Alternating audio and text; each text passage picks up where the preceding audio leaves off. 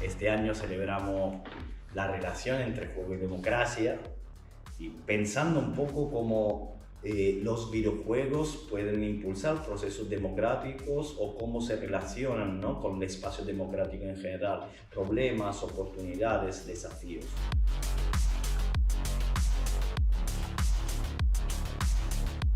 El videojuego cada vez más y más se va consagrando como este nuevo medio artístico, y es por ello que es muy importante que podamos dar herramientas accesibles, gratuitas, de software libre, a todas y todos aquellos que quieran aprenderlas y que puedan así disfrutar del medio de una manera abierta y popular, sin interferencias del capital. Por ejemplo, Twine es una herramienta para hacer videojuegos narrativos de manera muy sencilla, muy accesible para todo el mundo, que no requiere tener recursos muy caros, sino que simplemente abriendo el navegador puedes empezar a crear tus propias obras videolúdicas, y me parece maravilloso.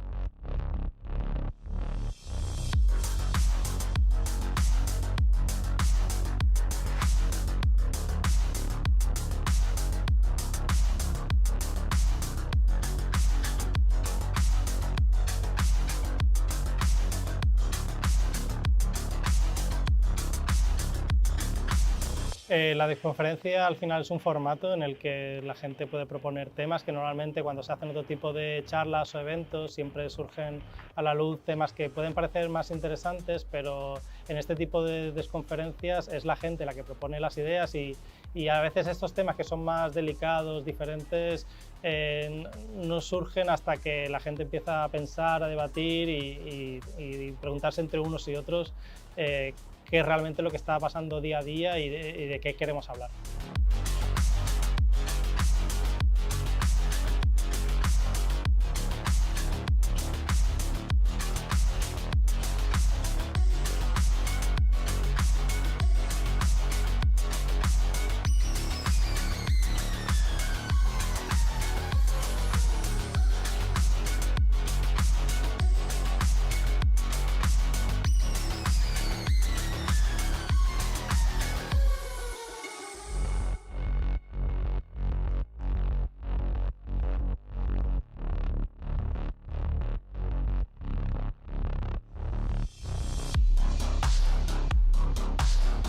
Y continúa también en esta plataforma, en el Decidim de Derechos del Juego Digital, donde podemos seguir abriendo debates, comentando, proponiendo cosas y bueno, creciendo, porque es un espacio horizontal, así que invitados e invitadas a participar y a hacer lo vuestro.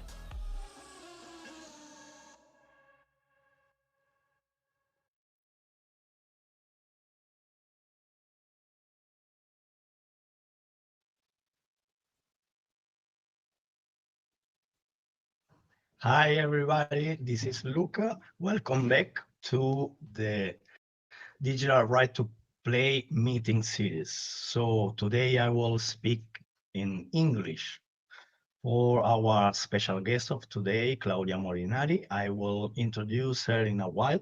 Just remember you that this is the last of 4 meetings we have been doing this year.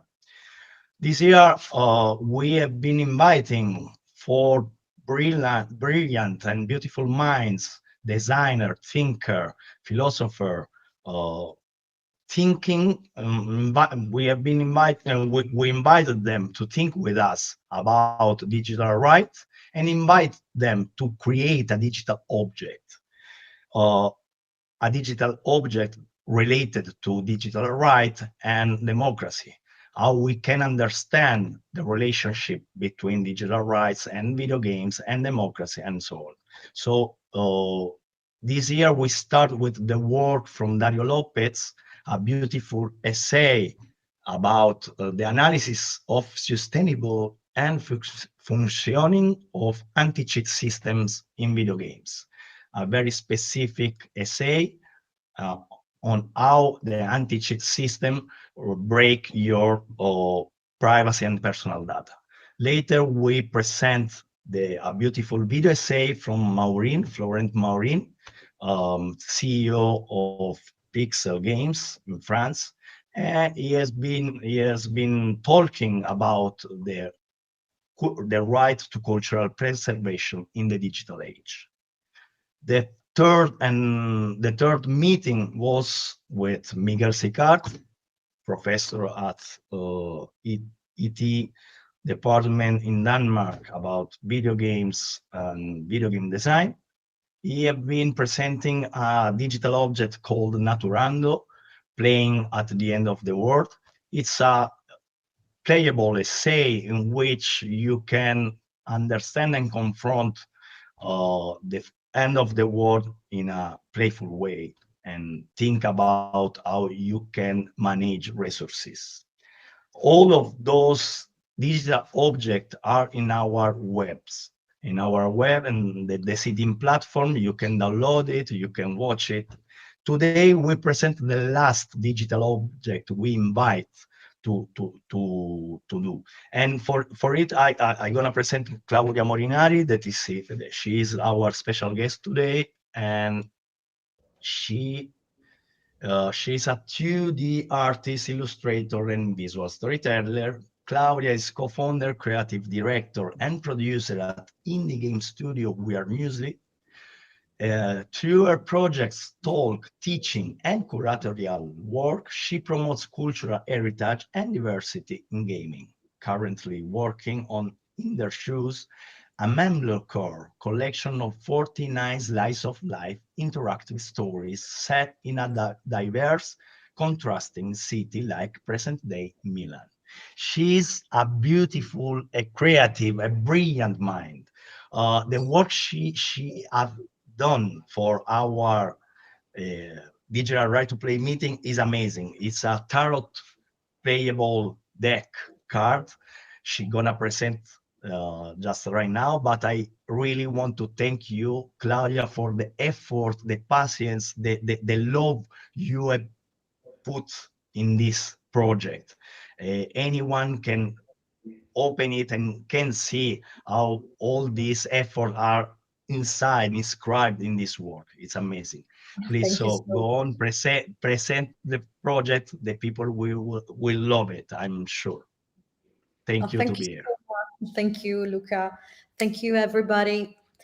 It's going to be very difficult for me to present this work because I'm not an academic, but I try to put the hat of the academic. So let's see what happened. So I need to share the screen. We did a few trials, but let's see if I've done it. Can you just confirm that you see what I'm showing? Okay, perfect.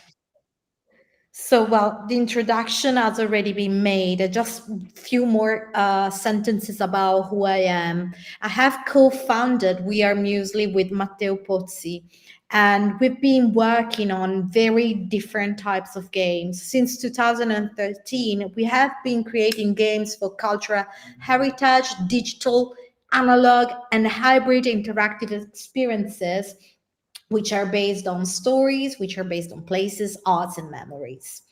On top of that, we have a very focused philosophy.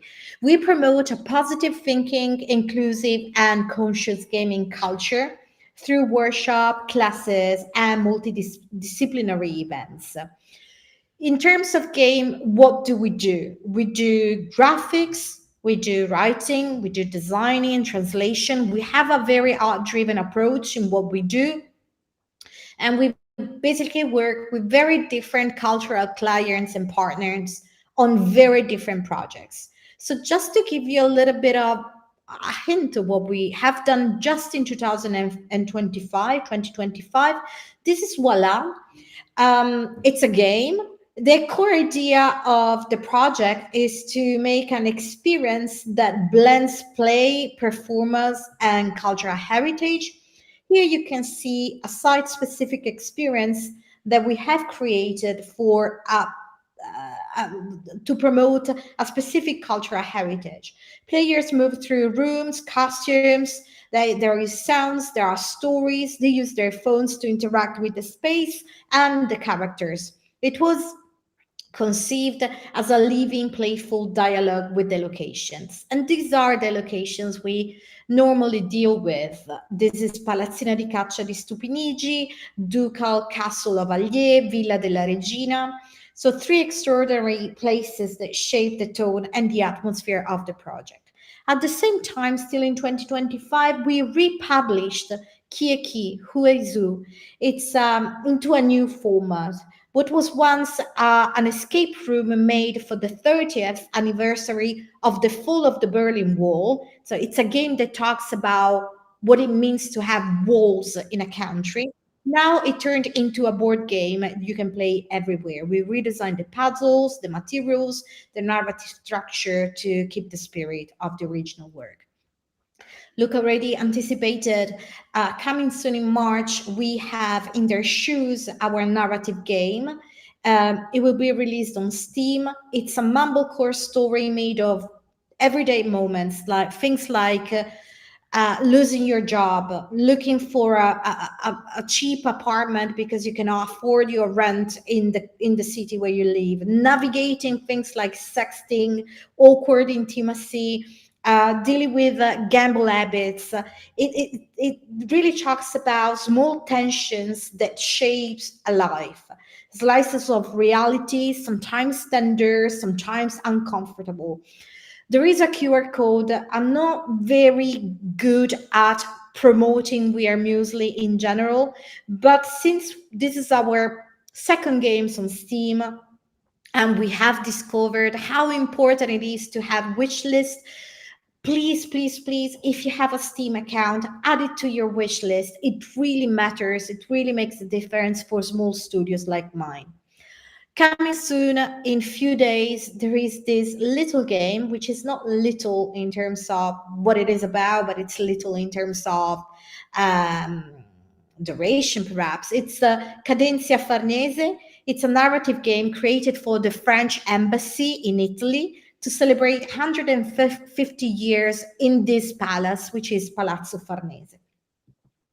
So let's start. We are here to talk about tarots, and we are here to talk about why I did this crazy this crazy project. I was asked to produce a digital object, which is a very strange question, and I embrace it with all the effort that I normally put in everything that I do. So the question I was invited to explore was, how are digital rights connected to video games? And I was asked by Luca and his team to do it like broadly, openly, and without fear of experimenting with possible answer. I'm pretty sure I said to Luca at some point, well, what do you mean? Like I can sing a song? And his answer to me, yes, also a song could be nice. So I said, okay, why don't we make a tarot deck? So the response that you're going to see is not a scientific report, but it's not a neutral observation. It's an intimate, it's a political, it's an artistic act born from, let's say, practice, care, and long conversations in the indie community. It's a reflection that has been shaped, obviously, by myself, that I am a game maker, but I'm also a creator, a thinker, and I'm also a curator. And I wanted to respond to this urgency, this cultural urgencies of helping those who play to understand what they deserve and what they can fight for. It all started many years ago when Matteo, the other co-founder of We're Muesli, showed me this photographic project by Philippe Toledano, which struck me a lot because of its honesty. It showed people playing with real unfiltered emotions, as you can see. You can see pleasure, fear, surprise. You can also see frustration.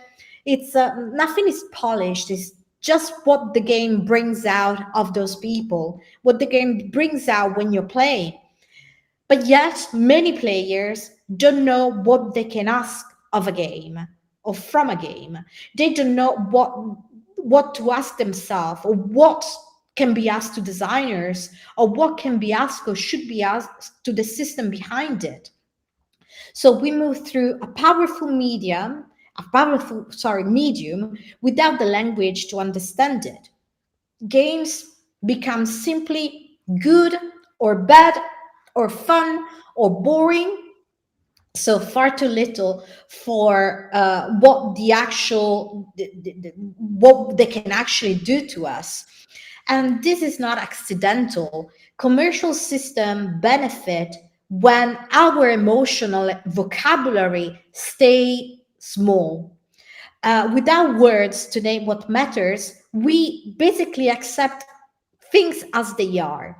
This is why I felt the need to build a different language, one that gives players more clarity and more power. So I shift the narrative from right to play to right to players, right made for players. Speaking about the rights of games felt too abstract. I wanted something that focuses on people, on those who actually play. And it's a small change in word, but it changes everything if you think about it. Saying the game has a right to be preserved, for example, speaks to an object.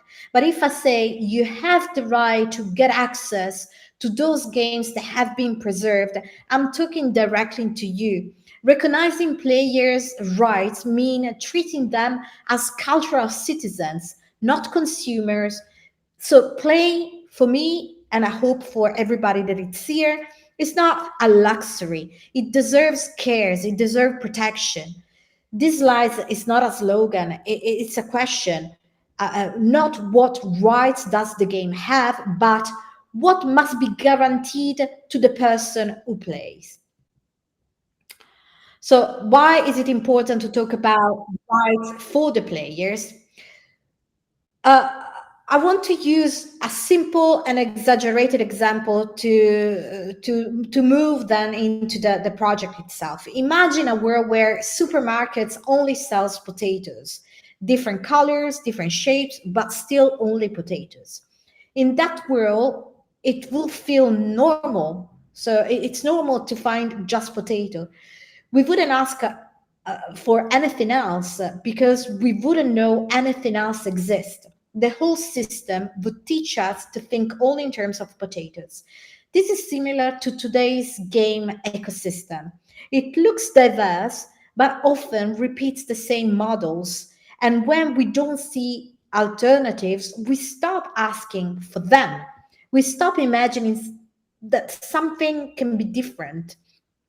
This deck was created for that reason, to reveal, let's say, other flavors, other ways to experience play, other rights that we can recognize.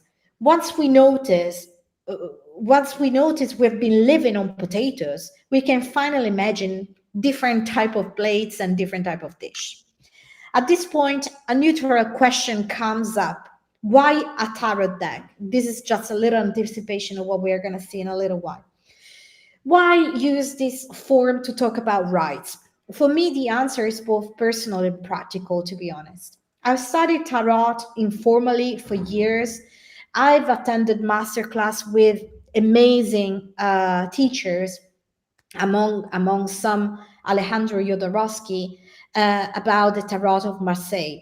That experience showed me that tarot is not just divination, it's a symbolic and narrative language, one that can speak to people in a deep and intuitive way. So, I don't know if the video, yes. This is why tarot felt perfect for this work. First, tarot cards are not just cards, but archetypes. And likewise, the rights I want to bring into play are not rigid articles. They can be perceived like archetypes to build a conversation. Keys, let's say keys that open up multiple reflection. The second reason is relational. A tarot card never stands alone. Its meaning comes from the dialogue between cards. Rights work somehow the same way. They shape and strengthen each other. Then there is a third reason, let's say, which is the progression. Tarot moved from 0 to 21 when we talk about the major arcana. And I designed this deck as a similar journey, a journey of growing awareness for players. And then a final, a final reason. Tarot as a liminal, slightly heretical aura between play, art, and spirituality.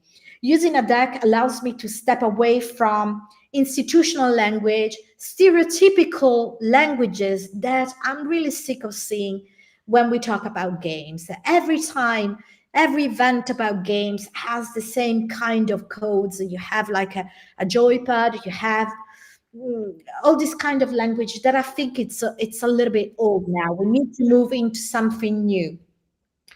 And then tarot invites to ritual, to sharing, to collective reflection. So here they are. These are the 22 cards. And each card, as you can see, it's very different from what we could have imagined that a tarot deck about games. You don't see games here. You see just like animals. You see totem animals, which have been chosen not as a decoration, but as a metaphor for the right that they represent. Animal speaks, let's say, on an instinct level, and sometimes it could be straightforward, their meanings. Sometimes it could be very symbolic, and sometimes it could be very hidden. The meaning could be very hidden. So I wanted to play a little bit with this. Before entering card by card, and I really hope I can do this very well and in time, because I wondered how to present this work without making it too heavy, because now we're going to make a big journey into these 22 rights that I think that they deserve a space in every desk of every studios that they make games. I want to thank the people that helped me to, frame this work, from Luca, but also to many other important players of the industry. And I was really happy early this summer when Eric Zimmerman found the project interesting and decided to print some of these rights to his office, inside his office at NYU. So let's start. A journey through the symbolic arcana of play. This is the third card. It shows a horse suspended in midair. We don't know if it's jumping forward. We don't know if it's tripping over an obstacle. I chose the horse because it represents instinct, movement, and freedom.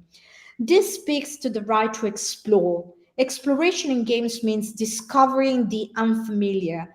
Players have the right to find works that break formulas, that bring new experimentation, that expand what games can be, even when they don't fit commercial molds or they don't fit the algorithms. Cultural growth in the margins. Players deserve access to those paths. So the wanderer, The right to explore reminds us that players should be able to discover new forms of play simply because they are open to new possibility, because the future of games doesn't happen in the markets. It does happen in the margin, in the periphery first. And speaking of which, speaking of algorithm and markets and horses, I want to mention Horses, which is the new and highly controversial horror game by Santa Ragione, which was released a few days ago. It's a sharp, unsettling project that pushes against what the market usually allows. The studio has received a lifetime ban from Steam, a lifetime ban, I guess, from Epic, and also I'm not sure if I'm wrong, but it could be also Humble. So the game cannot be released on the main PC platform. If you can, I encourage you to support it. Independent voices like this, they do keep the medium alive. The second, let's say the first, because the first one, the card that we saw had the number 0. Number 1 is the creator. Here we have a bird placing a small stick into its nest. It's a quiet action, but a very intentional one. Birds build by collecting fragments and shaping them into something new. That's why the birds represent, for me, creativity and creative agency. This leads us to the right to digital creativity, the right for players to modify, expand, or even reinterpret the games. Creativity is not about breaking a system or about originality. It's about continuing a conversation, taking actually what touched us and adding our own voice. Like the bird, it's building its nest, as you can see, twig by twig. Players should be free to create from what already exists. The creator reminds us that play grows when players are allowed to leave their mark. We move into the archivist, the right to game literacy. We have a squirrel placing a nut among the branches. It's not storing food to eat. It's keeping something for, let's say, later. The nut becomes here a small seed of knowledge. That's why the squirrel represents archiving, choosing and preserving what matters. This talk itself and the work that Arts Game is doing, it's about archiving the knowledge of the game. And this is about game literacy. This connects to the right to game literacy itself, the right for players to know who made the games they are playing and the histories behind these games. Literacy is about understanding where things are coming from, not just experiencing them like drinking a glass of water. Like a nut saved as food for thought, this card reminds us that gaming culture survives when we keep traces alive. Without game archives, games disappear. With them, they just become memory. So it is important that we start thinking about archiving not just the games, but also the studios, archiving everything that is behind the game. Now we have the nurturer. We see a dolphin, we see dolphins forming a circle. It's a soft, playful image, but if you look closely, and very closely, there is also a shark inside the circle. At first, it was not a shark; it was a dolphin. And then I said, "Wait a minute! There must be something that breaks this playful and calm and peaceful image."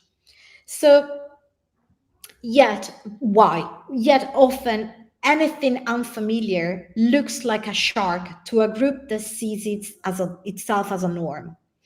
So here the dolphins are the norm and the shark it's the outsider. This is what makes this card even more interesting. It asks us the questions like what if the circle doesn't break, or what if the shark is included rather than feared? It raises deeper questions like who is caring for whom, who is the outsider, Who is being protected? Maybe the dolphins are protecting the shark. Maybe the shark is protecting the group of dolphins. So there are so many questions that can raise around this card. And this leads to the right of well-being, the right to be in a space where a different is not treated as a threat, but as something that can hold, let's say, care. Therefore, well-being doesn't mean, to me, the absence of tension. It's the presence of relationship strong enough to carry it. Moving to the next card, we have the architect. We see a spider at the center of its web. It's interesting because the spider is one of the fewest creature that builds a system. It builds its world and lives inside it, just like system that shape how games work. The web looks delicate, but it holds the structure, it holds the control. This brings us to the right to understand power and the right to decolonize systems, the right for players to see how rules shape what games allow, what games reward, what games repeat. Many games still reproduce extractive or colonial patterns without naming them. The architect reminds us that these structures are not neutral, they are built. And anything that it's built can be rebuilt or unbuilt or destroyed. Seeing the web, it's the first step. Once the threads are visible to the player, power becomes a choice, not an invisible force. Moving to the Guardian, we see an adult elephant with a younger elephant. And the elephant was chosen because it embodies memory, carries knowledge, it carries loss and experience across generations. And this takes us straight to the right to game as a cultural heritage.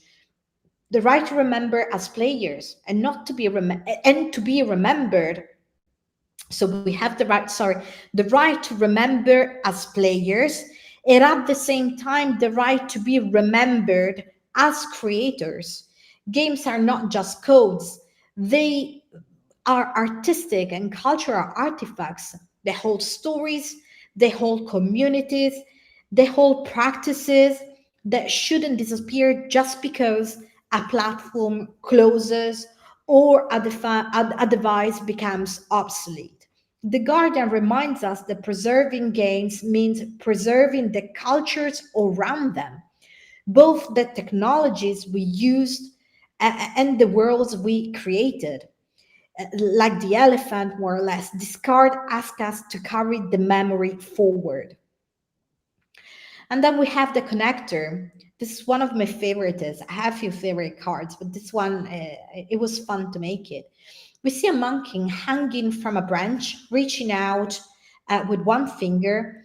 We can't quite tell what it's touching. And that uncertainty is the point. The monkey doesn't cling. They reach. That small, risky gesture is why they represent connection.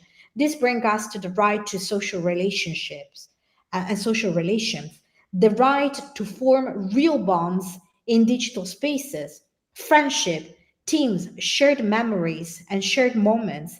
These relationships are not secondary to real life.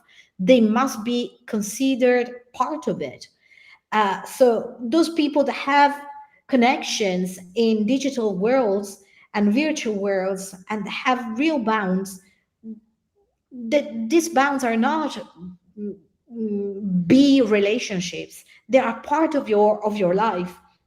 The connector thus reminds us that every connection begins with a simple reach, and the connector also teaches us that play at its core is exactly that, a move towards something else.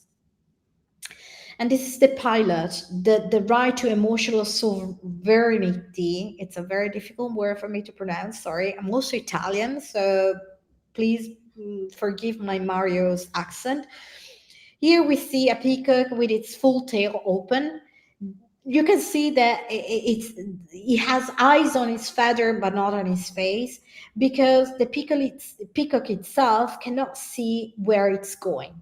Its beauty becomes a kind of blindness, a spectacle that reveals and hides at the same time. And this is right. Games can move, provoke, and they can also be unsettling. But every player has the right to emotional sovereignty, not to be coerced into harm or hate or manipulation. Art can disturb. I want to stress this. Art can be disturbing, but it can do that only if it does so with care and purpose. What matters is that players keep the agency, piloting the story, not being steered by it, and step out where their sense of self doesn't feel intact. So I want to step out, I can do it. Right to safe play. This card shows a forest with watching eyes. We don't know which eyes signal danger or which offer protection. And this ambiguity is the point. Safety isn't silence or isolation, is presence, is attention.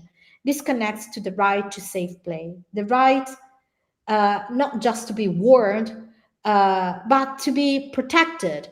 Players deserve spaces where safety is actively created and cared for, not left by chance.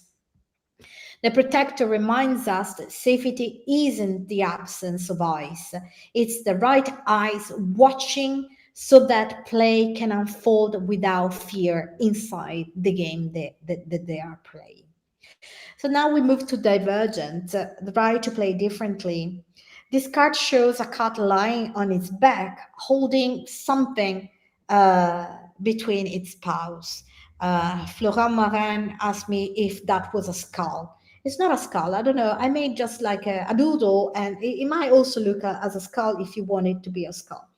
We don't know what it is, in fact. And the cat doesn't seem to care. It plays in its own way and its own pace. This reflects the right to play differently, the right to step outside, the idea that games must be endless, competitive, or always engaging, or always updated.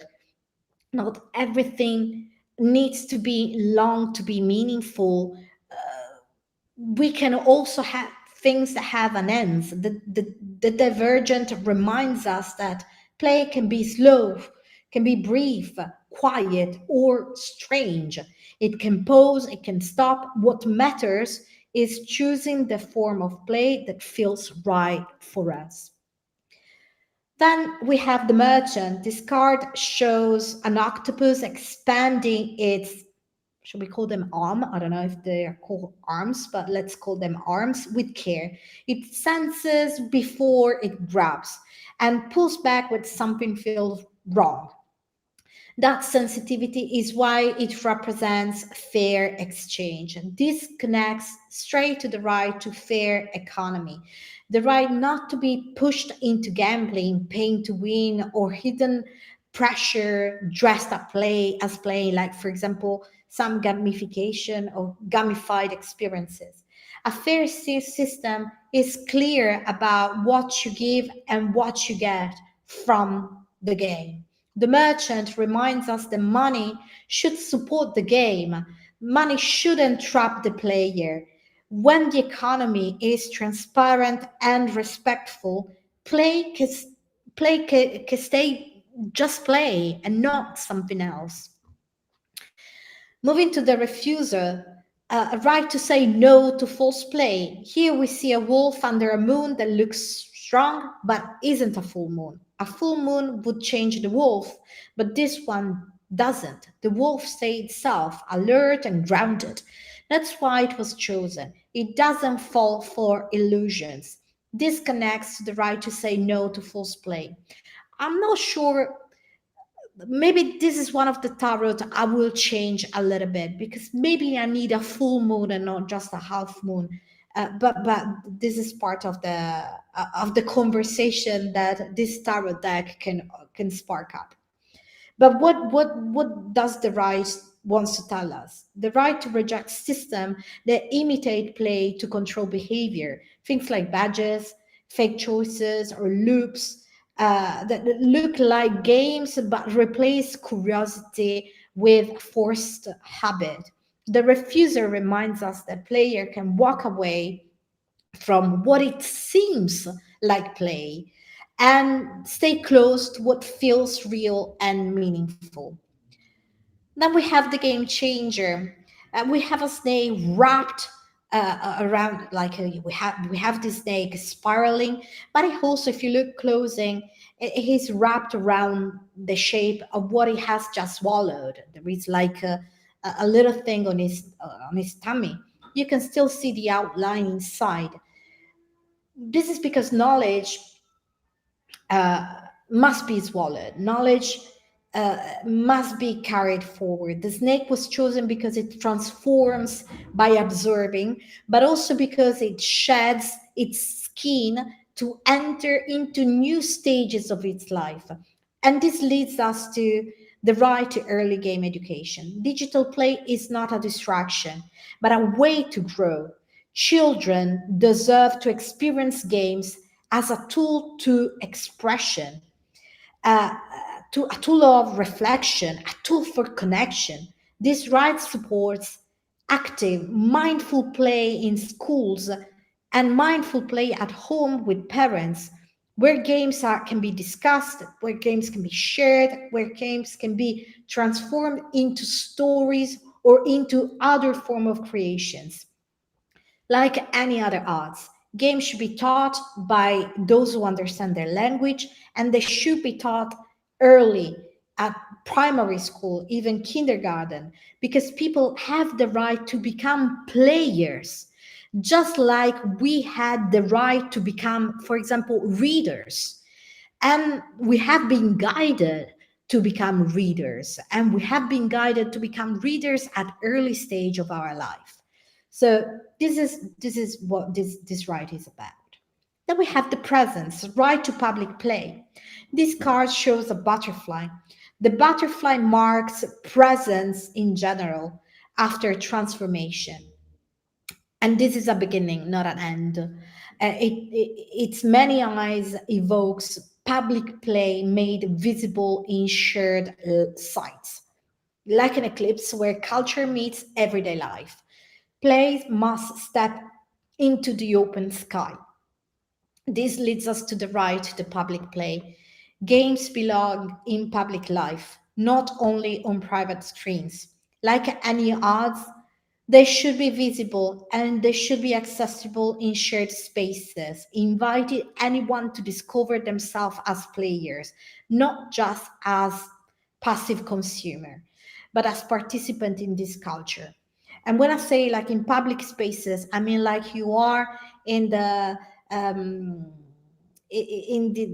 can't remember the words in Italian, in that area, you go to the doctor in the waiting room. Yes, you go to the waiting room, in any waiting room, and among the magazines and maybe the television and the radio, there should be like maybe a console you can play with. This is what I mean by the right to public play. Stumble into play in the city, everywhere you go.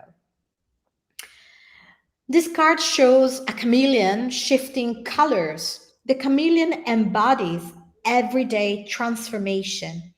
Change is not escape, but continuity. Play, let's say, woven into daily rhythm, adapting without disappearing, finding harmony in constant adjustment. This leads to this right, the right to ritual. Play can be part of everyday life, must be part of everyday life, without guilt or excuses. Like reading, like running, it deserves time, space, and recognition. Say, I play should be as ordinary as say, I read, I run, or anything else. The transformer reminds us that play doesn't need to be hidden. It can be a quiet routine we return to. a gentle shift that keeps us connected, just like you can see here on the branch, this chameleon connected to, in fact, to its branch. The challenger, the crabs meets challenge with patience and strategy, advancing deliberately rather than rushing. Two crabs may seem to face off, but their true goal is actually, it's a shared goal, reaching the sea. The balance between persistence and navigation matters more than defeating an opponent. Here, challenge is not conquest, but staying aligned with the path that they are both walking. So this leads to the right to fair competition.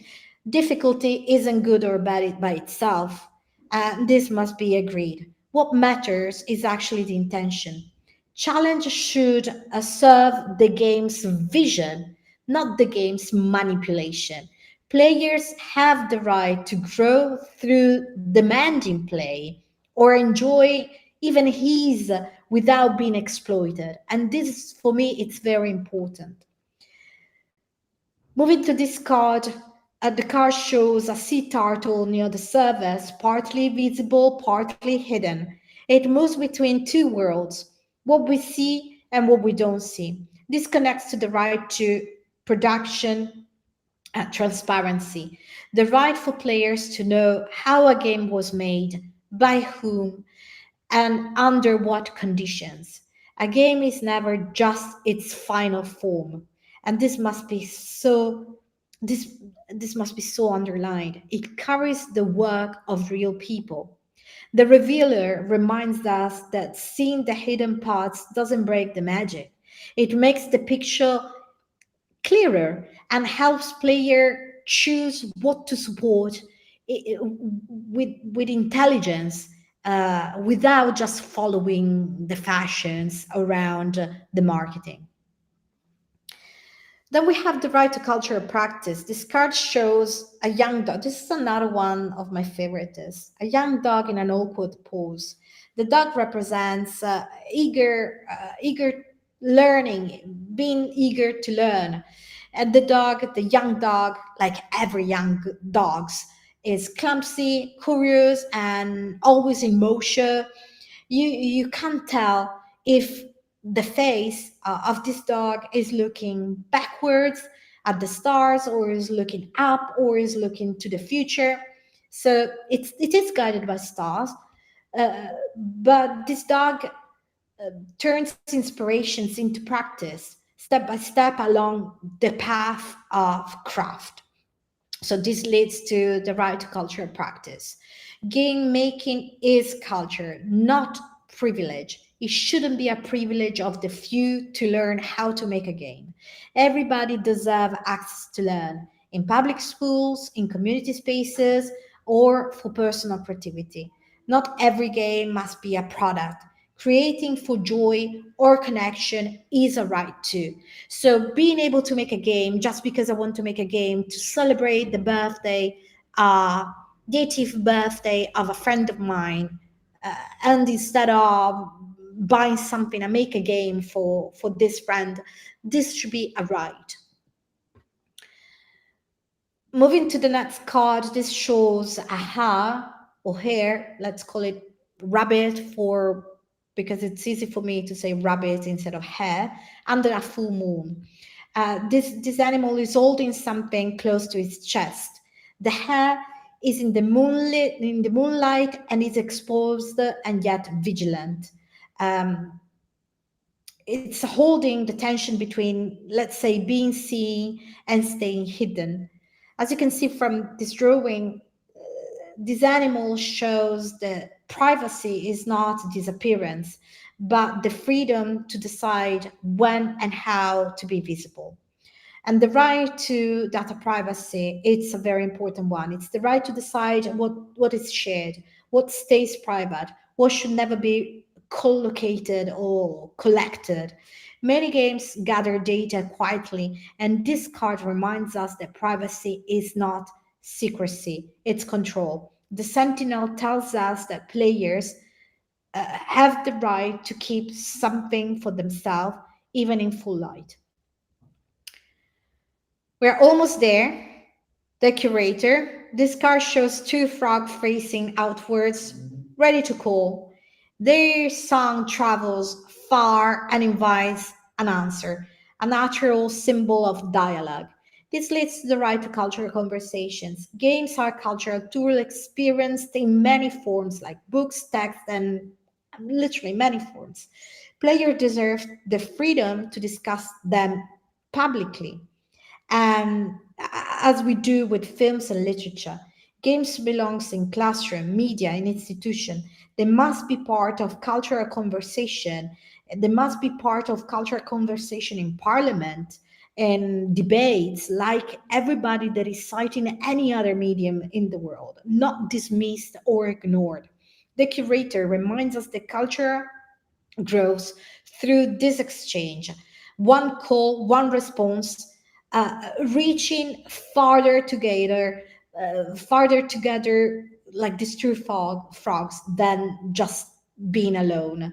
So it's an important card for me. I think there are not enough curator, like I think also there are not enough critiques.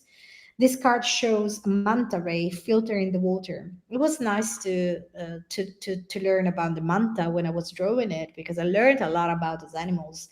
And the manta, it's interesting because filters things like, and normally it filters what nourishes from what should be rest drift away. This reflects the right to informed discourse. Player deserves serious, informed journalism about games, not fear, not hype or ignorance or sensationalism about what games are. Games should be covered with depth and accountability as culture by critics who understand their language and context. Critical writing is care. And I'm not sure if there is in the world, but I really hope there will be in the future courses for game journalism. uh, you can see how deep this work I have done is, because I've been facing all this problem in every part of my game making, let's say, game making process. So the critique reminds us that players deserve guidance that helps them to think. Like the ray that you see here, we need to keep what feeds us, and we need to throw away, put in a bin all the noise, all the bias, all the stereotypes that games have. And we have the final card, which is the witness, right to reality. We have a crocodile that lives in two worlds. As you can see, there is an underworld and upper world, and it survives by watching and waiting. It's one of the oldest animal in the world still alive. That reminds us that protecting truth doesn't always mean fighting. Sometimes it means holding things carefully, like the star that you can see that this crocodile it's holding in their mouth. Strong yet gentle, the crocodile keeps what matters safe so it can pass from one world to the other, from the underworld to the upper world. This connects the right to reality, the right for games to speak about real topics, real conflicts, even when they feel heavy. Games can hold truth with care, just as the crocodile holds the star. Games can look at the real world with honesty. So stop with super fantasy, power fantasy. Not every game needs to entertain. Some can show injustice, conflict, or taboo experiences. This image here reflects just this. A game can be a lens on reality, asking us to see clearly and think deeply. Serious themes are not danger in games, they can be culture. And this is because a lot of the game that we do, we are mostly sometimes we do games about anti-fascism, we touch very strong topics, and sometimes people say, well, it's difficult to play a story that talks about these things. So I think that we need more reality in games. Seeing all the cards together, I really realize how intense this journey has been for me, which I've created unconsciously this deck, but also for you listening to this talk. Creating this deck was a beautiful journey, but also really demanding. And I'm a very imperfect speaker. It was a long process of choosing, rethinking, refining what is the right animal, how should I draw it. Standing here with the full set, it finally feels almost complete. I want to finish off. Give me 10 minutes and I promise you I will finish. But I want to show you that at some point after I finish to do them all, I realized that we can look at these 22 rights into 5 constellations, 5 macro areas that shows the biggest structure behind the deck. The first one is exploration and creativity. This area celebrates the spark that makes players and creators move beyond the expectation. The second one is memory and knowledge. Here the cards focus on what we keep, what we pass on, and what we learn. That reminds us that games are part of our culture and memory, and that understanding their origins give us power. Then we move to a third constellation, which is well-being and relations. These cards look at care, connection, and emotional balance. They show that play is also a social and emotional space where safety and relationship matter as much as roles. Then we have a fourth area, which is economy and power. This group explored the structure around play, explore things like money, system, and the pressures that shape how games are made and consumed. It asks us to see the web, let's say the web, and imagine how it can be rebuilt for a better future for games. And finally, a fifth area is the cultural dialogue and reality that the deck brings up. The last constellation turns towards society. These cards invite play to enter public space, to spark conversation, and to engage with real stories and real world. They close the deck, let's say, by opening it outwards. So those are the 5 macro areas. And 2 last things are this. I also consider what is missing from this work, because it has been a very intense work, but there are limits. There are many limits, but I want to underline 2 limits at first. The first limit of the project is this. The deck doesn't yet have a clear method for drawing or using the cards. There is not established practice, no shared ritual so far that has been created. And this part is missing and still open to discussion. Like, for example, if I draw these 4 cards, they don't tell a single story. They invite me to notice how learning, how preserving, how revealing, how breaking patterns interact. The cards, like the real tarots, let's say the tarot of Marseille, the cards don't point to a path, they open a dialogue. These examples show what a draw might look like, but it's still only at the beginning. The deck raises meaningful questions, but they don't give me a practice. And maybe the next step for this work could be like a workshop or small laboratories where the deck can be tried out, tested, and shaped into use. Because I think that only through practice we can understand how these cards really work together. And the second thing that is missing, it's the second limit, it's connections. These rights should speak. They should bring case studies.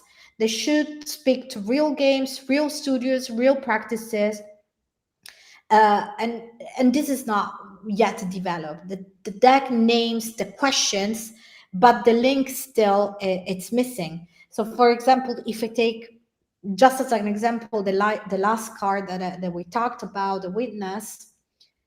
Okay, which games, which studio, which museum, which institutions is already putting this idea into practice?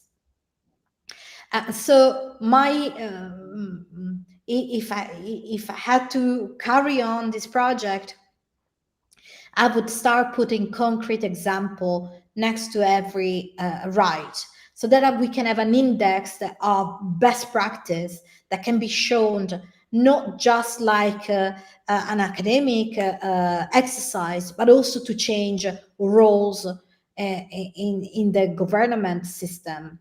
So the deck itself, it's open.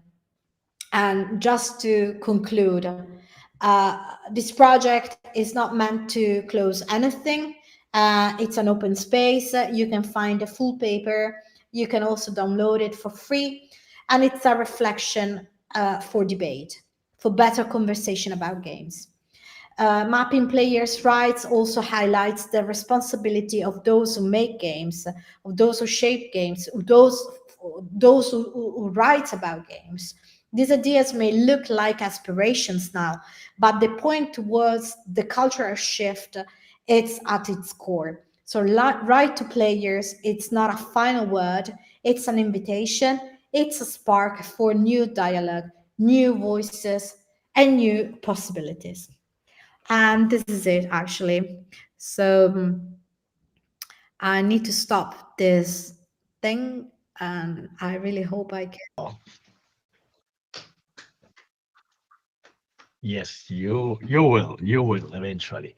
So, I'm Claudia, okay. yeah, you're back.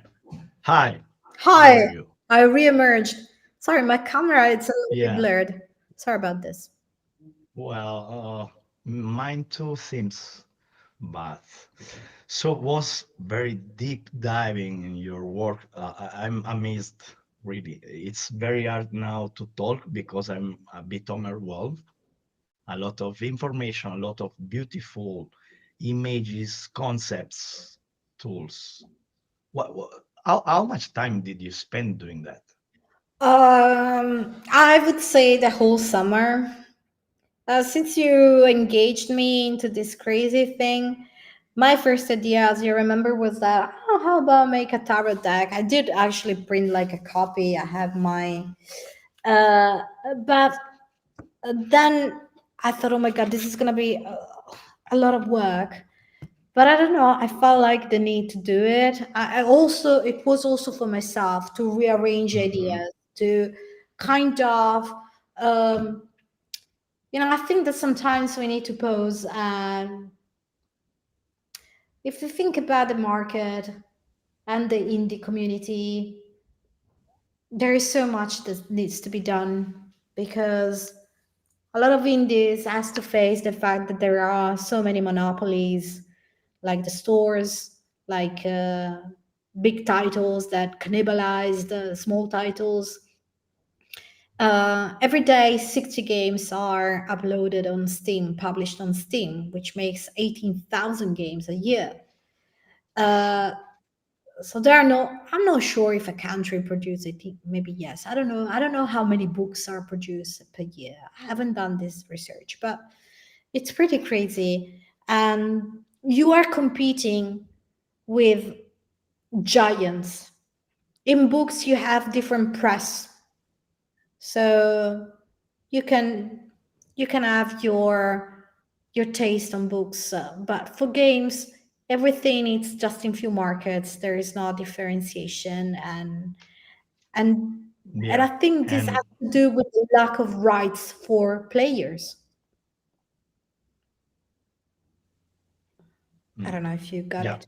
yeah, definitely something very special, very typical in video games that we don't have any local markets. We just compete No, all exactly. together in this global market, and we are all the same. The small, the Exactly. bigs. I mean, it's very rare. There is nothing similar in any other sector of cultural industries. Exactly. So like you don't have like your Spanish market for games, Spanish editor. Mm-hmm. There is just one editor, Or one even few. local one. Or Yeah, even local ones. Yes, yes, sure. And that's why one thing led to the other. As soon as they opened up, okay, let's write this digital object, everything kind of emerged from my 12 years of work as a game maker. mm-hmm. And why cards? Why not an essay? Why not video games? Why these tarot cards? What is I your don't know. I think connection with them? more. I, I did actually mention that video game, that for me tarots are a tool for self-investigation, and I don't know, it felt practical to me. It's just like for me it was more practical making a tarot deck, because you can have it on your desk and you can look at them. So I don't know, it's a tiny thing that you can take with you. at art games, we used to play with tarot cards, kind of, Mm. when we face like a difficult or hard decision, like where we don't know exactly what path to take. So True. there is some, I mean, what's your use of tarots in general, and what kind of use you are imply or imagining about this tarot deck? Um, well, I've been studying tarots for many years. As I was mentioning in the presentation, I had the chance to have few master classes with Alejandro Jodorowsky, which is one of the main, but even Marianne Costa. And for me, the tarot, exactly as you said, it's a tool that I like to use in my daily life.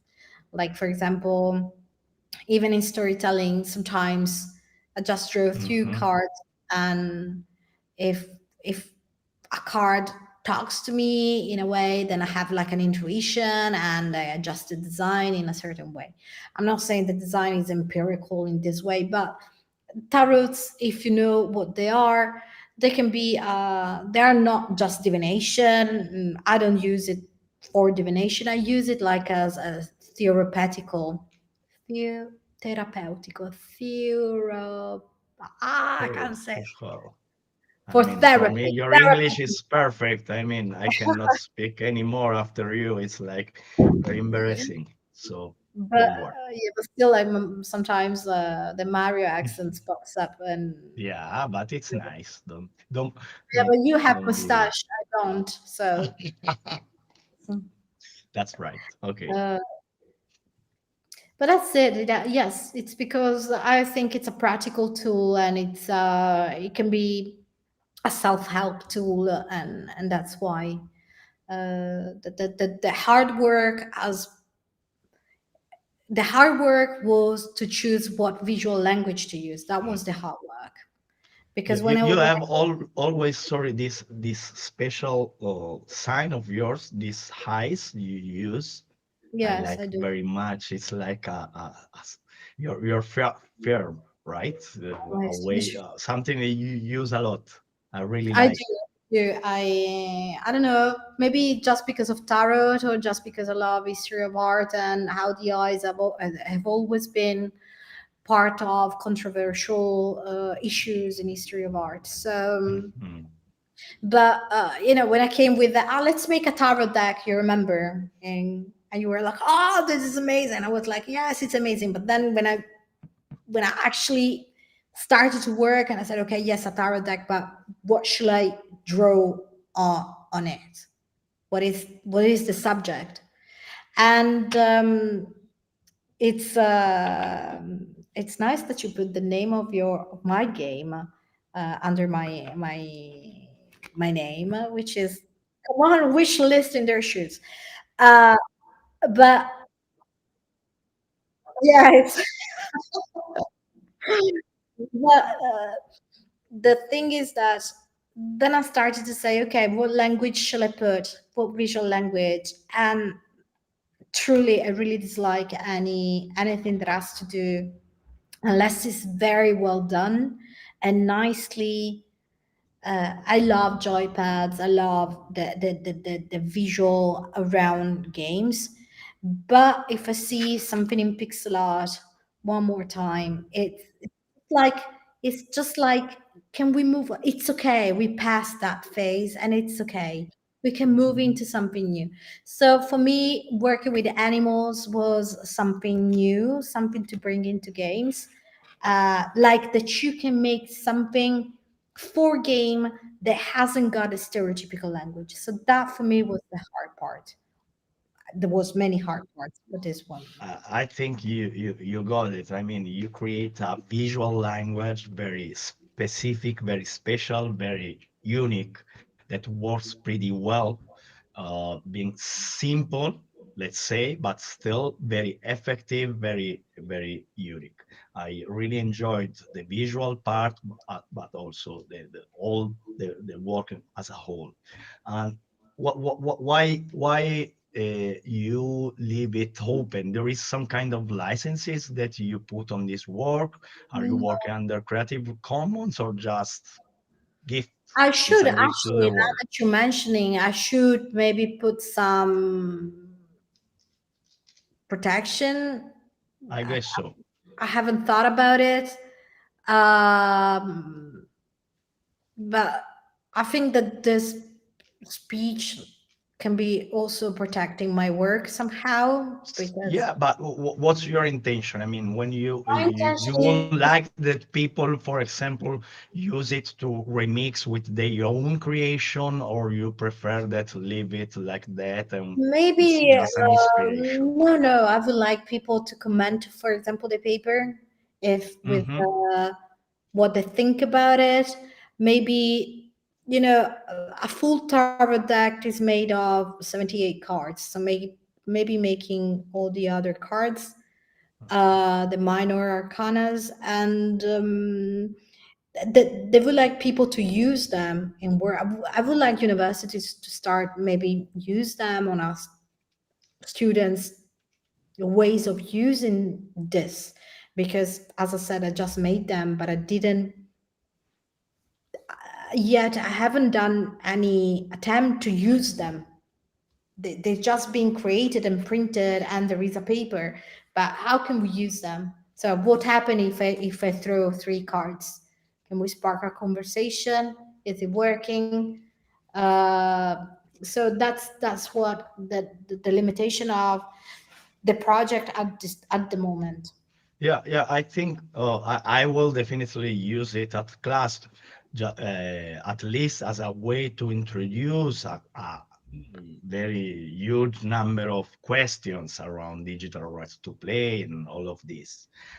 Something maybe, well, you said something that I miss. It's, or we have to think about together, let's say, it's how we can, from single cards, a sequence of cards can create a narrative, a Exactly. comprehensive narrative. That's the next step. And Yeah, I exactly. think that practice will help us to understand better the use of this. It's just a Yeah, matter to so start to use. that's a little bit maybe some people ask me, maybe now that you're finished, you shouldn't consider them as tarot cards. They're just cards. Remove the tarot. They're just cards, and so they don't have that narrative that can be used like labels, like for example Peggy, you know, Mhm. so that you can say, oh, this game has this right, this right, this right, this right, this right. Yeah, but in that way, you take off the divination part that I think could be very interesting if we have a look on that from the storyteller part of the Yeah, side exactly, of exactly. the story. You know, I So don't want to take it out. I think it's very powerful, this part. the next step for sure is to trying to do workshops. Yeah. And to see what the workshops brings up. I will definitely do, and I will definitely invite my colleagues, my peers at the university in Spain and Latin America using this, promoting this tool as a way to engage conversation about digital rights. Before the end, I want to talk a few minutes with you about something that is important to us both. You mentioned Horse, the case of Horse, this Italian video game that have been denied in mainstream marketplace like Steam. And what is the space for this kind of game, and what is the role of that we have of curating game? What we can do by curating game, by creating different space? How do you imagine this role of curator of games? What are the possibilities? What are the practices? Let's I talk don't have about an that answer a for bit. that. And I'm pretty sure I'm not the right. We worked on horses just for the Italian localization. And I put just because it was important to localize it with the intention of the creator. But you are game curator. I mean, you are a Yes, what I'm person very, yeah, very I have sensible to this topic. the thing that I think this case is a legend already. It will Mhm. be once there will be a book about games inside the history of art and games, this game will be there. Mhm. The problem with this game is that it's too real. It is exactly that last uh, right I was talking about, the right to reality. It's not Mhm. reality in terms that talks about reality, but it uses a metaphor to talk about reality, to talk about power, and it's a metaphor on how power it's um, it's uh, uh, it's formed. And it's important about not nice it's important about this case is that in video games, I think there are things that are even more cruel of this game.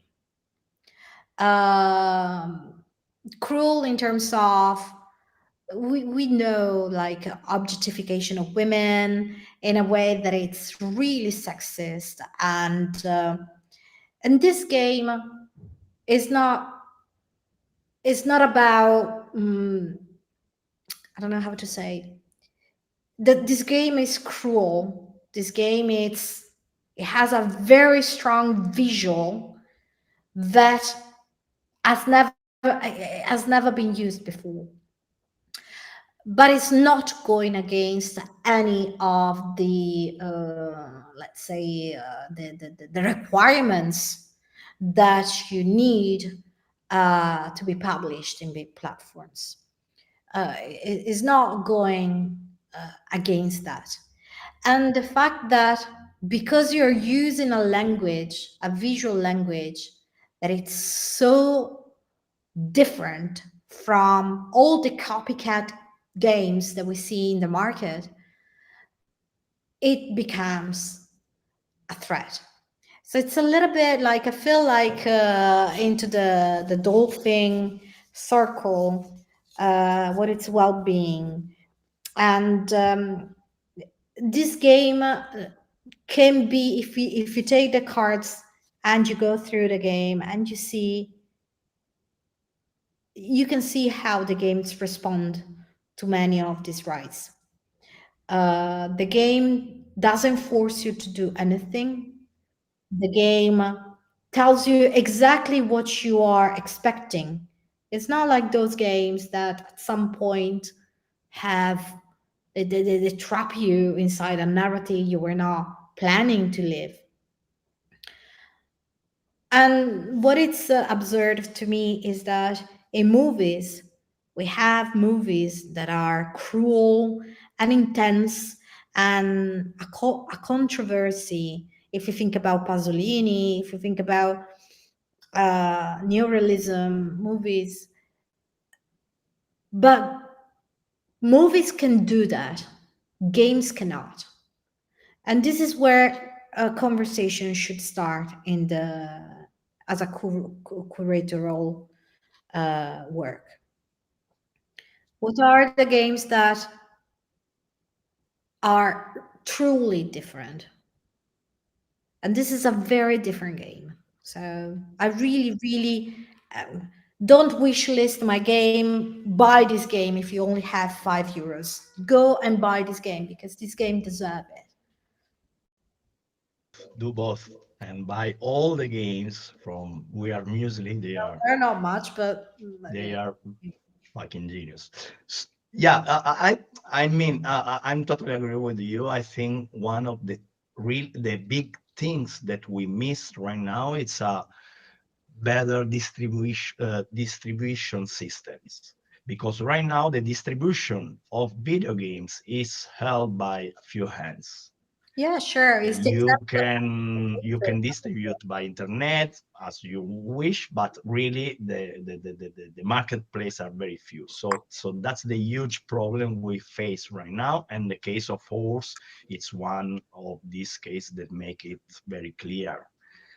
But still, I think we can create different cultural programs. We can create video games, alternative video games in different places that are not marketplace, and there are places that are not expect to find video games, to where video games are not supposed to be, you know. And yeah. I think this kind of surprise is something that we can work a lot. Well, just to answer, as a curator, this paper I made is an answer to your question because it arises so many questions about how things should be done. And on top of that, just to you gave me an analysis about the market. At the beginning of the talk, I talked about this system about potatoes, and to me the metaphor, it's silly, but it's working. So if we do not know what games can give us in terms of different flavors, different things, horses is a different game, totally different. And the market doesn't allow because it's considered to be too cruel, maybe, or it's too controversial, too exploitational. But then you see a GTA, for example, or Call of Duty or Fortnite. You see the big titles, and they have um, a system that it's very similar to the one that it has a system of brutality in a way, no? So to answer the questions about, as a curator, what I can do, maybe this work, it's a step to making other curators think about to work on the rights of players, the rights that players should claim. It is the right to have local publishers, national publishers. It is the right to have games that talks about their own history, or it is their right for players to learn how to become players, and to learn they can make play. So why at the elementary school we start to make collages with glue and scissors, and we cannot make a game. So for me, this is like it's a powerful paper. I'm not saying this because I wrote it, but I'm saying this because I think it's a powerful paper, and I wish to have more people reading it and give me their opinion to enrich the work, to make it stronger. Wonderful. Many thanks, Claudia. With these final words, we close this last meeting. We are out of time.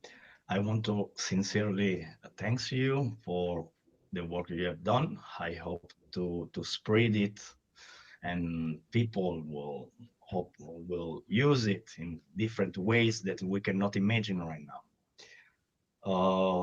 Before to close, I want to say thanks. This is the final words, final events of this year's meetings. So thanks to Nestor that is behind the camera, is from Apache. Thanks for all the help during this year, technical help and production.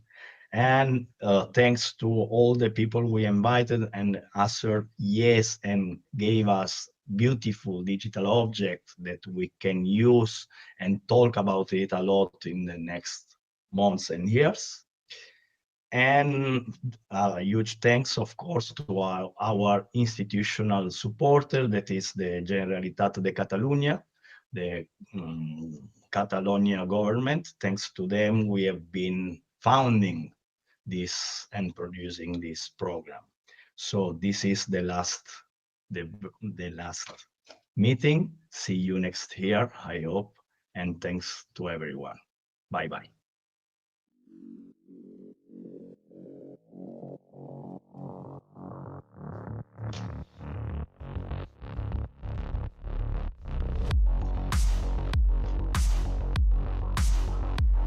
Este año celebramos la relación entre juego y democracia, y pensando un poco cómo los videojuegos pueden impulsar procesos democráticos o cómo se relacionan, ¿no?, con el espacio democrático en general, problemas, oportunidades, desafíos.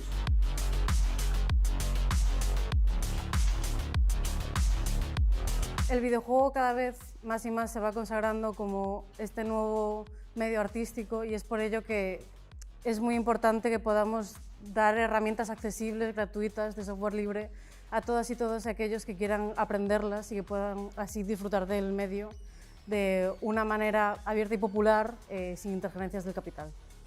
Por ejemplo, Twine es una herramienta para hacer videojuegos narrativos de manera muy sencilla, muy accesible para todo el mundo, que no requiere tener recursos muy caros, sino que simplemente abriendo el navegador puedes empezar a crear tus propias obras videolúdicas, y me parece maravilloso.